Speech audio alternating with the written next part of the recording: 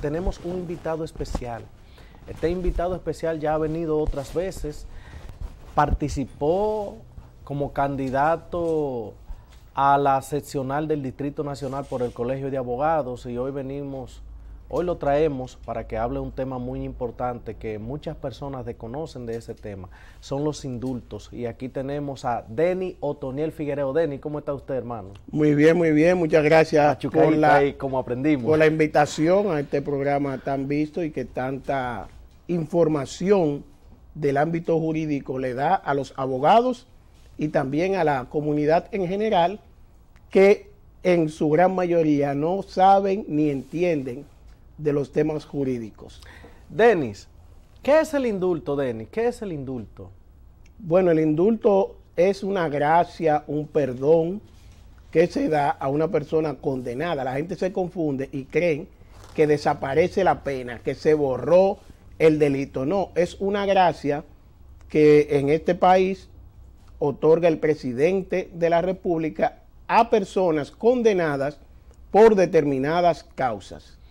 Denis, ¿qué marco legal le otorga al presidente de la República esa facultad? Sí, es una facultad constitucional contenida en el artículo 128, literal J, de la Constitución de la República, y que faculta al presidente en su calidad de jefe de Estado para otorgar, como ya dijimos, esa gracia, ese perdón, pero simplemente de la pena, del cumplimiento, porque ya no hay una manera de ir a los tribunales, que son los que administran justicia en virtud de la misma Constitución, sino que ya solamente el presidente podría subsanar una situación de, en muchos casos, un error judicial y en otros de una persona que esté muriendo ya por efectos de esa condena y de las condiciones carcelarias que existen en el país. Denis, ¿cuáles son aquellos delitos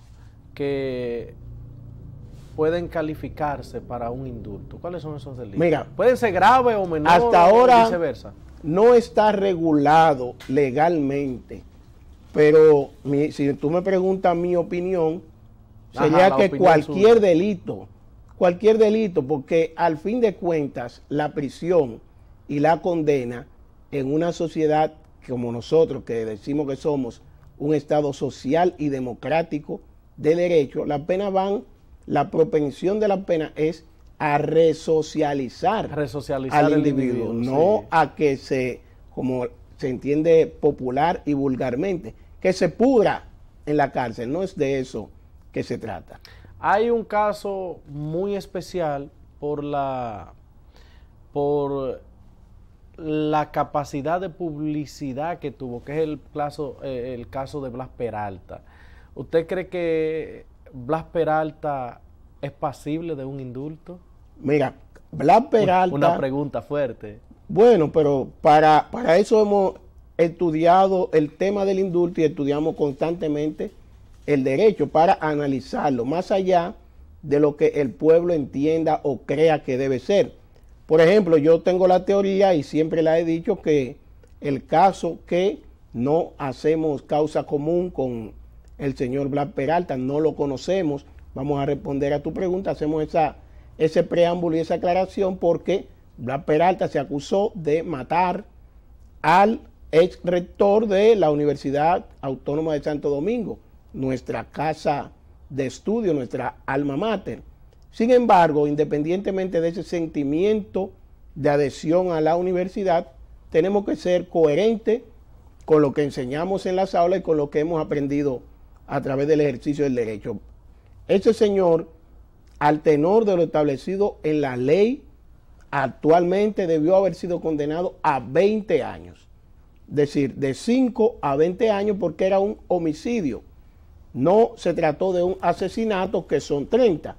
Entonces, bien podría con un indulto, vamos a decir, al cumplir la pena de 20 años, un poder ejecutivo, y ojalá que exista una ley, que hay una en el Congreso, un anteproyecto, pero no se ha aprobado, que exista una ley en ese momento y que pueda verse ese caso y que una comisión revise y vea a partir de los principios del derecho y no del populismo, ni tampoco del sentimiento o no que pueda generar el hecho horrendo que ciertamente cometió, pero fue juzgado, fue condenado y los tribunales ya decidieron.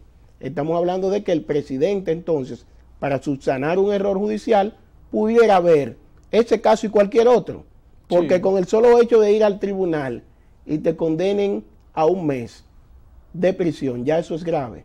O el simple hecho de que te impongan una medida de seguridad como alejamiento, que yo digo que es la 8ª medida de coerción, que está en el artículo 225 al final, que es una orden de alejamiento, pero esa orden de alejamiento implica que usted no puede pasar o ir a determinado lugar, entonces ya ahí te están cohibiendo, y eso es a través de la fuerza, entonces hay una coerción, te están coaccionando a no hacerlo, entonces hasta eso es grave. Imagínate una condena que tenga 10 años más de lo que la ley ha establecido. Usted sabe que en principio usted decía que hay personas que califican por la edad, enfermedades y eso, pero el año 2020, no se indultó a nadie y ya estamos en el tercer mes del año 2021 y todavía no se ha indultado a nadie. ¿Cuáles son esas fechas específicas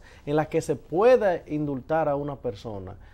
Sí, mire, gracias por la pregunta. Se puede indultar al tenor de ese artículo constitucional que hemos indicado anteriormente, 128 literal J, se puede indultar el 27 de febrero, que fue reciente, el mes pasado, se puede indultar el 16 de agosto y también el día de Navidad. Es decir, en Navidad el 24 de coincide, diciembre. Incluso hicimos un escrito. Tenemos un caso muy sonado, el de Vivian Lubrano, ¿se acuerda? Que fue indultada por los el doctor últimos Leonel indultos Fernández. Se realizaron en el gobierno, nosotros decimos en el gobierno del doctor Leonel Fernández, en el gobierno del licenciado Danilo Medina no se indultó a nadie, ahí transcurrieron 8 años, y en el gobierno actual del presidente Luis Abinader tampoco se ha indultado, pero este gobierno es joven, es nuevo, y indican que quieren cambiar muchas cosas. Le decía que hemos realizado un escrito a propósito de que se indulta en Navidad, se puede indultar el 27 de febrero, que coincide con la Cuaresma, y también el 16 de agosto, que es una fecha patria. Entonces hablamos de el indulto entre la Cuaresma, la fecha patria y el carnaval. Esa pregunta que usted nos hace del indulto de Vivian Lubrano, se vio ese y los anteriores como un carnaval de indultos, y se entiende popularmente que esas personas no ameritaban ser indultadas, que eso fue una gracia que se le dio por ser quienes eran, que a personas que más lo necesitan no se le dan. Incluso hubo demandas de nulidad de ese indulto como una acción directa de inconstitucionalidad para que se anulasen esos decretos, y el Tribunal Constitucional tuvo que referirse a ese tema. Ok. Denny,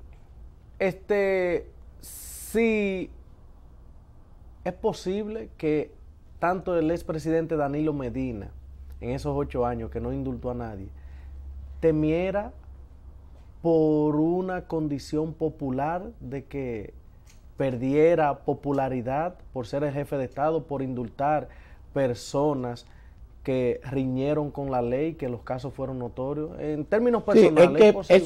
Por eso es que nosotros decimos que hay que sacar el indulto como figura jurídica de ese carnaval que otrora sucedía y que ha generado ese hálito de desconfianza en la población de ese rol constitucional que debe suplir el presidente. Y hemos dicho, claro, cuando hay un error judicial, cuando hay una persona que se está muriendo en la cárcel, y entiendo quizás, ahí nosotros estamos especulando porque no tenemos la información, que por eso el expresidente Danilo Medina no indultó a nadie para evitar ese escándalo, esa mal vista que tiene el populacho y mucha parte de la comunidad jurídica de esos indultos que acaecieron antes del 2012, algunos del 2012 que fueron los últimos, y por eso de ahí hasta acá no ha habido a nadie, pero en los países desarrollados